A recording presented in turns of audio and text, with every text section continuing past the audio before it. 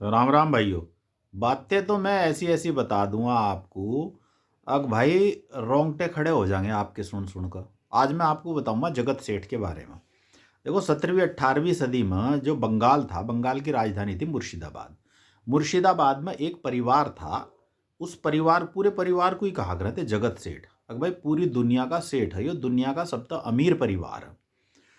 वो इतना अमीर परिवार था, वो पूरा बैंकिंग सिस्टम जो था ना उस जमाने का, वो इस जगत सेठ परिवार के पास था। वो इतना अमीर था कि पूरा मुगल साम्राज्य जो है वो इन पर कर्जा लिया करता। और लोगों का ये मानना कि उसके पास ईस्ट इंडिया कंपनी तभी ज़्यादा पैसा था। और रसूख ऐसे कि जिसे चाहे उसे नवाब बना दिया और जिसे चाहे उसे नवाब तो हटा दिया।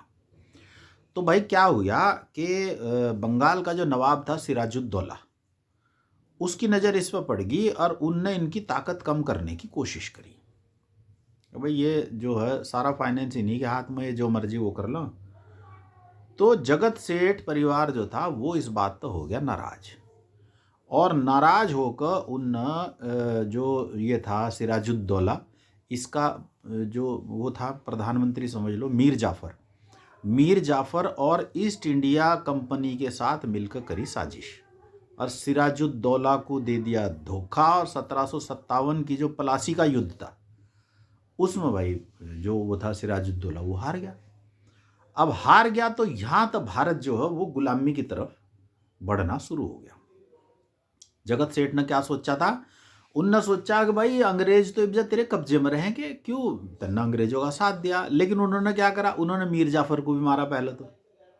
फिर सहज सहज अंग्रेजों ने जगत सेठ परिवार की ताकत कम करनी शुरू कर दी, व्यापार खत्म कर दिए और उस परिवार के लोगों को धीरे धीरे मारना शुरू कर दिया, खत्म कर दिया। अंत में 1764 में जगत सेठ परिवार के जो आखिरी दो सदस्य बचे थे, एक का नाम था स्वरूप चंद और दूसरे का नाम था मेहताब चंद, उन दोनों को पहले तो कैद करा और उसके बाद फिर कोई आरोप लगाकर फिर उनकी हत्या कर दी।